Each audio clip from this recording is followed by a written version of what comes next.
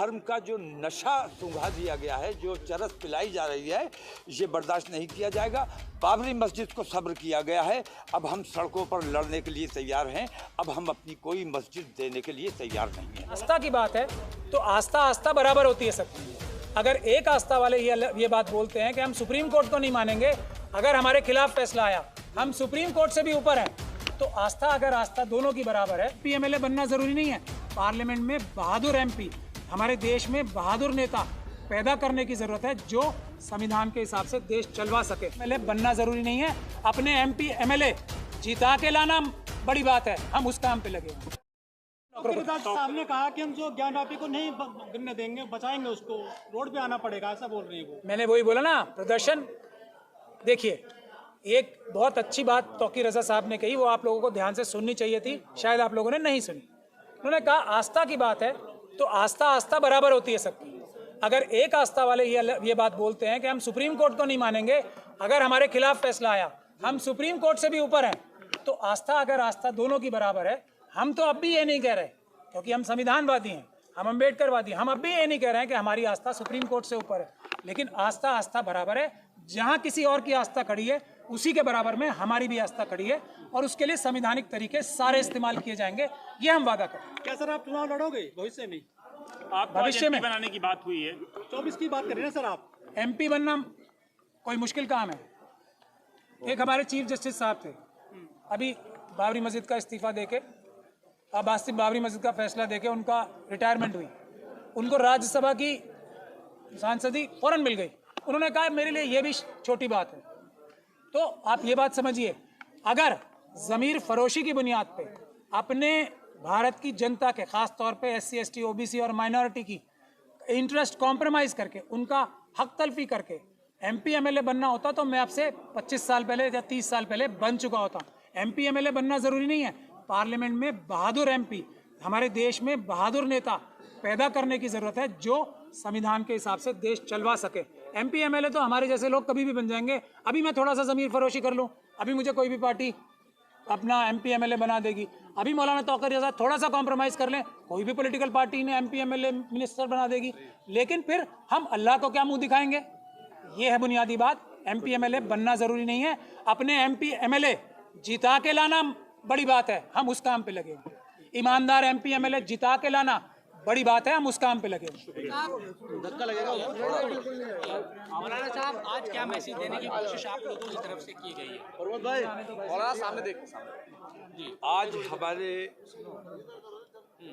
पूरे हिंदुस्तान से जो नुमाइंदा जमातें आएंगी, उन सब ने इत्तेफाक राय से ये फैसला किया है कि हमने जो कमेटी बनाई है उसको मौका दिया जाना चाहिए, वो तमाम पार्टियों से बात करे, अपनी शराइत रखे, और अगर वो हमारी शराइत और हिस्सेदारी देने को तैयार नहीं होते हैं तो हम अपना रास्ता खुद चुनने के लिए तैयार होंगे।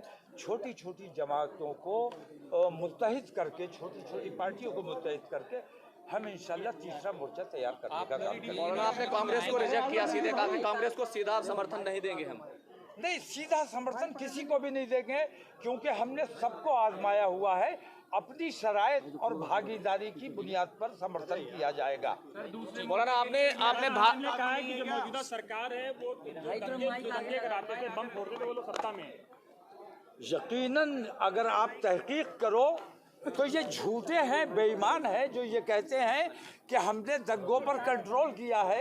असल में दंगा यही कराते थे, लेकिन आज सत्ता में है इसलिए दंगा नहीं हो रहा है।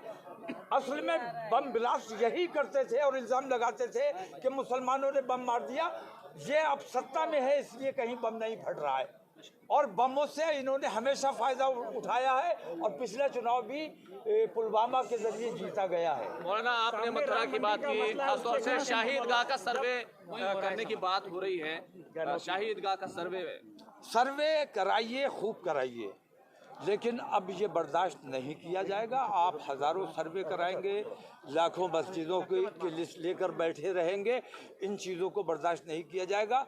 धर्म का जो नशा सूंघा दिया गया है, जो चरस पिलाई जा रही है, ये बर्दाश्त नहीं किया जाएगा। बाबरी मस्जिद को सब्र किया गया है, अब हम सड़कों पर लड़ने के लिए तैयार हैं। अब हम अपनी कोई मस्जिद देने के लिए तैयार नहीं हैं। बहुत शुक्रिया, बहुत शुक्रिया। हो गया भाई। मैं तो बात क्या शक्ल ही नहीं देख चलो भाई। जैसे भाई मेरे नाम तो जहन में ना है, किसने बोला है कि हम इसको परांचा साहब को MP बनाएंगे, लेकिन मैं भी ये कहना चाहती हूँ कि ये वकील हैं और इन्होंने ऊंच नीच देखी है और इनने जद्दोजहद करी है। मैं भी ये चाहती हूँ कि MP बने और इस संसद में पहुँचे और ये अमीर गरीब सबको यूँ साया बने और सब लोग की छाया बढ़ा। आप ये बताइए, मैं भी ये चाहती हूँ।